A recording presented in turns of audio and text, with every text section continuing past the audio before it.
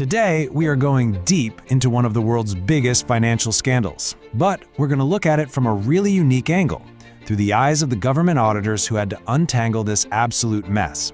Our source for this is the incredible book Auditing the 1MDB My Story, which is a first-hand account of their investigation. And it all kicks off with one just mind-boggling number.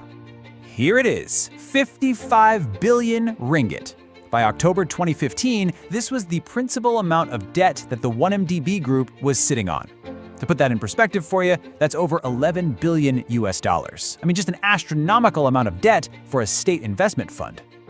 And that, right there, was the multi-billion-dollar question. So Malaysia's National Audit Department was handed this monumental task: find out how this happened. And their journey, which is laid out so clearly in the book, uncovers this unbelievable story of deception, of mismanagement, and of a system that really seemed like it was designed to fail from the start. So, from the very second the government auditor stepped into the 1MDB offices, they knew this was going to be different. This wasn't just going to be a challenging audit. It felt hostile. You have to appreciate the level of obstruction we're talking about here. It was staggering. They were being watched on CCTV the whole time. They'd ask for data, for emails. Oops, all wiped from the servers. Basic things, like bank statements or management accounts. Nope, sorry, not available. For a company owned by the government, this was just completely unheard of. Okay, so the auditors figured, let's start at the very beginning. Let's look at 1MDB's first big deal. A $1 billion joint venture with a company called Petro Saudi. And immediately, things just weren't adding up. Just look at this timeline. The auditors described it as abnormally fast, and that's being generous. A joint venture company is set up. A few days later, the board is told they're partnering with one company, but then, just 2 days after that, the agreement gets signed with a totally different company, an offshore one no less. And the best part? The valuation report, the thing that tells you what your partner's assets are actually worth, that only shows up the day after the $1 billion deal is already signed. I mean, come on. And this is where the auditors found their first smoking gun. The board gave a very clear instruction: transfer $1 billion to the joint venture company. Simple, right? But what the auditors found was that only $300 million actually made it there. So where did the other $700 million go? It got siphoned off to a completely different account, with zero approval from the board. Now, as you can imagine, the board was furious. They told management, get that $700 million back now. But the auditors discovered that nothing happened. The instruction was just ignored. It was so bad that 2 members of the board actually resigned over it. So with $700 million already gone rogue, the auditors had to figure out what happened to the rest of the investment. But what they found wasn't a neat paper trail. It was more like a deliberate, confusing shell game designed to hide the money. You have to follow the money here, because it gets wild. First, the original investment gets converted into some loan notes. Then, those notes get swapped for a stake in another company, PSOSL, with absolutely no due diligence done. A few months later, that stake is sold. But does 1MDB get cash back? Nope. They get units in a brand new fund in the Cayman Islands. A fund so new it wasn't even licensed to operate yet. And as the government auditors kept digging, they found another kind of shell game being played. This time it involved the professional, big-name external auditors that were hired to check 1MDB's books. A really disturbing pattern started to show up. First up, you have Ernst & Young.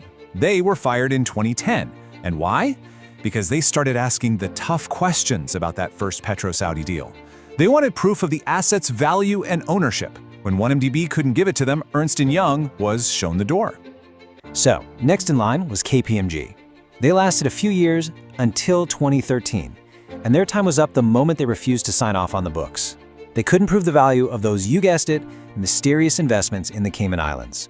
The second they said they'd have to issue a qualified report, their contract was terminated. And finally, Deloitte comes in. They actually signed off on the 2013 and 2014 books. But they ended up resigning later, after the US Department of Justice started its own investigation and all this new information came out. Information that Deloitte says was completely hidden from them the whole time. So you've got 3 of the world's top accounting firms, all of them either fired or forced to quit because they were being misled. The National Audit Department's final report came to a pretty damning conclusion. This wasn't a bunch of mistakes. This was a complete systemic failure of governance.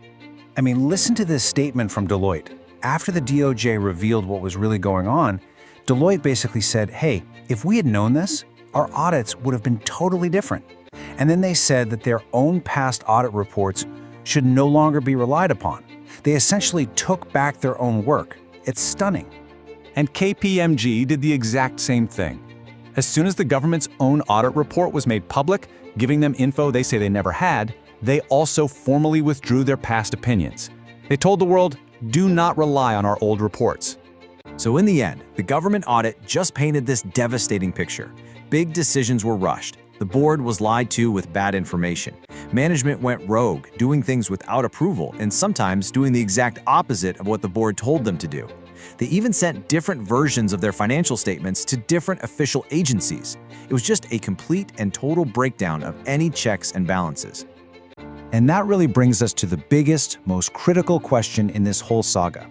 The story that these auditors uncovered, the one detailed in auditing the 1MDB, My Story, is so much bigger than just one company. It makes you ask, what does accountability even mean when the very watchdogs we hire to protect us, when 3 of the biggest audit firms on the planet are forced to stand up and say, we were deceived and our own work can't be trusted?